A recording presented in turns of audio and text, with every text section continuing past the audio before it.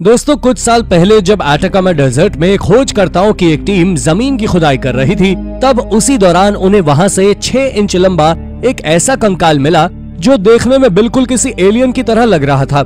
हालांकि ये इस तरह के अजीब कंकाल की इकलौती खोज नहीं थी, क्योंकि इसके पहले भी दुनिया भर में ऐसे ऐसे कंकाल खोजे जा चुके हैं जिन्हें देखकर आपके होश उड़ जाएंगे।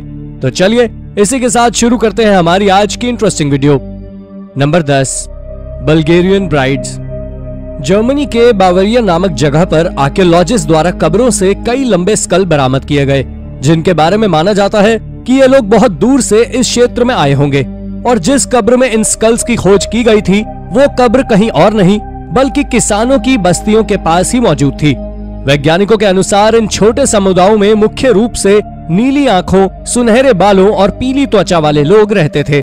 फिर भी लंबे स्कल के डीएनए विश्लेषण से पता चलता है कि इनमें महिलाओं की एक छोटी संख्या भी मौजूद थी, जिनमें काले बाल, काली आंखें और बहुत गहरी त्वचा वाली महिलाएं भी थी।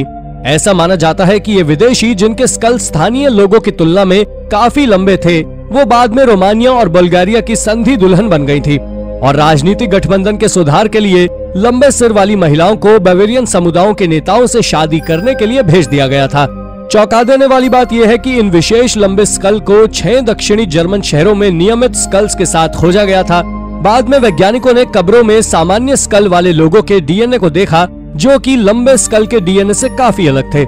जिसके बाद आर्कियोलॉजिस्ट ने अनुमान लगाया कि महिलाओं को जर्मनी में पत्नियों के रूप में भेज दिया गया होगा, क्योंकि लंबे सिर वाले कोई पुरुष साथ में नहीं पाए गए थे।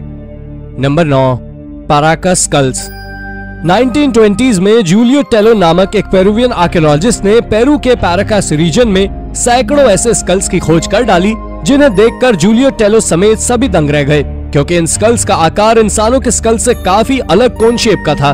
जिसे देखकर बहुत से लोगों ने यह दावा भी किया कि ये स्कल किसी इंसान के नहीं बल्कि सैकड़ों साल पहले दफनाए गए किसी एलियन के हैं। और उनका ये दावा स्कल का साइज और आई सॉकेट को देखकर सही साबित भी हो रहा था, क्योंकि लंबा स्कल और बड़े बड़े आई सॉकेट किसी आम इंसान के तो नहीं हो सकते थे। हालांकि बाद में ये सारे एजम्पशंस गलत साबित हुए और आर्कियोलॉजिस्ट ने दावा किया कि ये किसी एलियन के स्कल्स नहीं बल्कि इंसान के हैं। मेलिसा एस मर्फी, जो कि एंथ्रोपोलॉजी की एक मशहूर प्रोफेसर हैं, उनका कहना है कि स्कल के इस अजीब और लंबे आकार की वजह क्रेनियल डिफॉर्मिटीज हैं। मर्फी का कहना है कि इन लोगों द्वारा स्कल के चारों तरफ कुछ बाइंडिंग्स लपेटी जाती थी, जो कि कपड़े, बैंड और लकड़ी के कठोर टुकड़ों के भी हो सकते थे, जिस वजह से क्रेनियल डिफॉर्मिटीज देखने को मिलती हैं। मर्फी का दावा है कि प्री हिस्पैनिक लोग पेरू के साउथ कोस्ट के लोगों के साथ क्रेनियल डिफॉर्मेशन की इस प्रैक्टिस में शामिल थे। मर्फी समेत कई वैज्ञानिक और आर्कियोलॉजिस्ट भी काफी रिसर्च के बाद इस नतीजे पर पहुंचे कि ये स्कल आम इंसान के ही हैं, जो क्रेनियल डिफॉर्मिटीज के कारण कोन आकार के हो गए और स्कल के बड़े और लंबे होने की वजह से आई सॉकेट का आकार इतना बड़ा हो गया। Number 8, Atacama alien skeleton. Archaeologist के हाथ अटाकामा डेजर्ट में खोजा गया एक कंकाल लगा, जिसका कद सिर्फ 6 इंच लंबा था, जिसे देखकर बहुत लोगों ने अनुमान लगाया कि ये कोई एलियन का अवशेष है और हजारों साल पहले यहाँ एलियन आया करते होंगे। इस छोटे और विचित्र कंकाल के बारे में सुनकर इसे स्पेन के एक बिजनेसमैन द्वारा खरीद लिया गया। हालांकि बाद में कैलिफोर्निया के वैज्ञानिकों द्वारा साबित कर लिया गया कि ये कोई दूसरी दुनिया से आया हुआ एलियन नहीं है, बल्कि ये छोटा कंकाल एक लड़की का है, जो कि या तो पैदा होने वाली थी या जन्म के तुरंत बाद उसकी मृत्यु हो गई होगी। वैज्ञानिकों ने जब गहराई में अध्ययन किया तो उन्होंने पाया कि इस लड़की की मौत की वजह का कारण और उसके छोटे कद का कारण एक ही है। ये लड़की कॉन्जेनिटल डायफ्रैग्मेटिक हर्निया समेत बहुत सी बीमारियों से ग्रसित थी, जिसकी वजह से उसका कद आम इंसानों से काफी छोटा था और बाद में यही बीमारियां उसकी मौत का कारण भी बन गई। नंबर 7, पॉइंटी स्कल्स इन क्रोएशिया।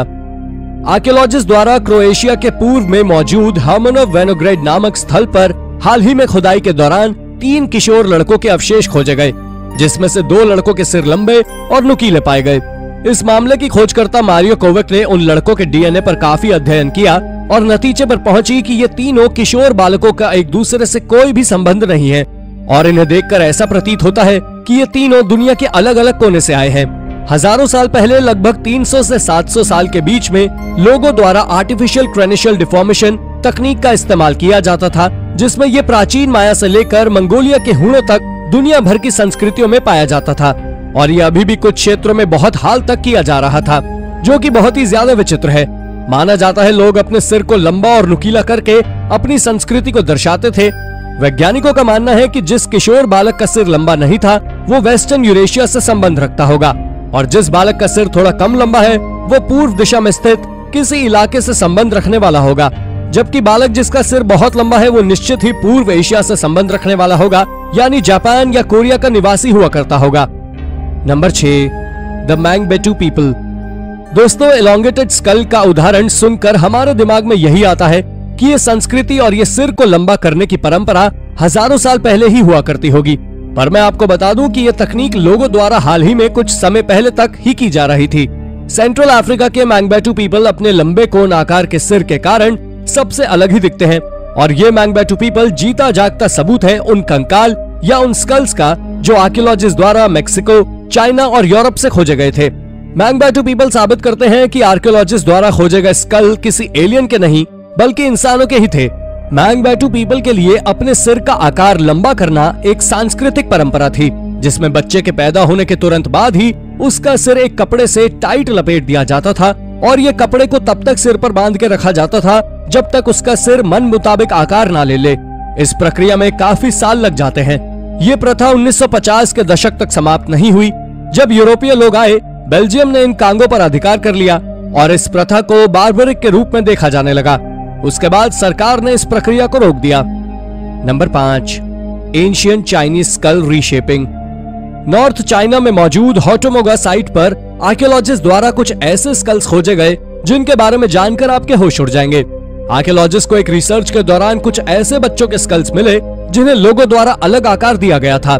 आर्कियोलॉजिस्ट द्वारा इस रिसर्च में 1 या 2 नहीं बल्कि 11 मॉडिफाइड स्कल्स जिनका ब्रेन केस बहुत लंबा और सिर के आगे और पीछे का आकार चपटा था। इसके अलावा 14 अनमॉडिफाइड स्केलेटन्स भी खोजे गए, जिस पर वैज्ञानिकों के अध्ययन के बाद कुछ ऐसा सामने आया जिससे सुनकर आप भी चौंक जाएंगे।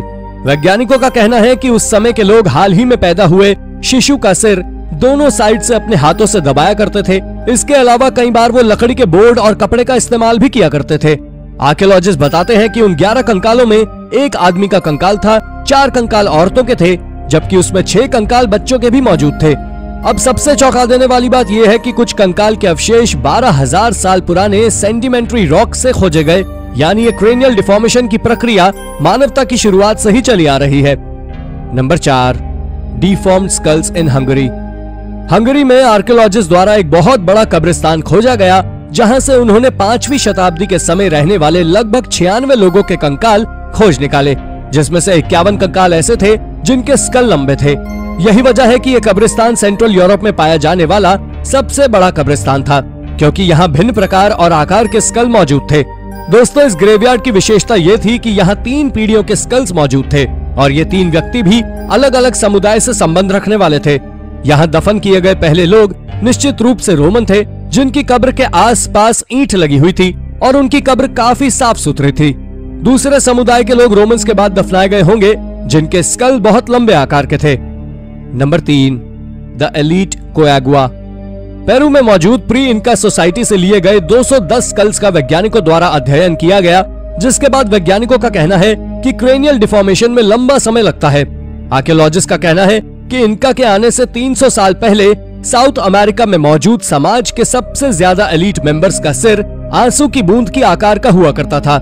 हालांकि कोयागुआ सभ्यता के प्रमुख सदस्य भी एलोंगेटेड स्कल्स को ही महत्व दिया करते थे। कॉर्नेल यूनिवर्सिटी के बायो आर्कियोलॉजिस्ट मैथ्यू वेलास्को का कहना है कि उस समय के उच्च रैंकिंग वाली आबादी के पास लंबे और संकीर्ण स्कल हुआ करते थे। Number 2, skulls at the Hal Saflieni Hypogeum. Archaeologist द्वारा माल्टा में मौजूद हाल सैफलियानी हाइपोजियम नामक जगह पर लंबी आकार के बहुत से स्कल्स खोजे गए।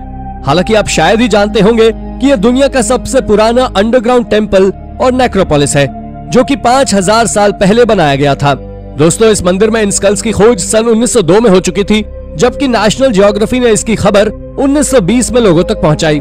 नेशनल ज्योग्राफी के अनुसार ये लंबे सिर वाले लोग प्राचीन मिस्रवासी हो सकते हैं, जो कि बाद में माल्टा और सिसिली में जाकर बस गए होंगे। हालांकि नेशनल ज्योग्राफी ने इनके सिर के लंबे आकार के बारे में ज्यादा कुछ नहीं बताया, पर हम अंदाजा लगा सकते हैं कि इनके सिर का आकार भी क्रेनियल डिफॉर्मिटीज का ही नतीजा था। Number 1, सामेशियन sculls. क्राइमिया में मौजूद एक कब्र में 5 लोगों के कंकाल खोजे गए, जिनका सिर काफी लंबा था। माना जाता है कि ये कंकाल 2000 साल पहले के हैं, जिस समय सामेशियन स्कल्पचर्स हुआ करते थे। हालांकि इसके क्रैनियल डिफॉर्मेशन का तरीका बाकियों से काफी अलग था। अगर महिलाओं की बात करें तो अपने सिर को लंबा और पीछे से नैरो करना पसंद करती थी, और माना जाता था कि महिलाएं जिनका सिर लंबा और नुकीला है वो उन महिलाओं से ज्यादा खूबसूरत हैं जिनके सिर का आकार सामान्य है।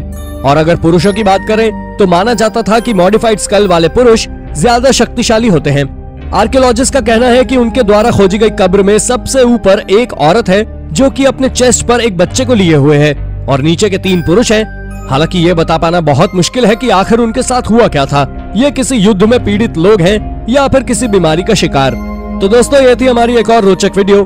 अगर आपको ये वीडियो पसंद आई हो तो इसे लाइक करें, और हाँ, जाते जाते चैनल को सब्सक्राइब भी जरूर कर दीजिएगा। धन्यवाद।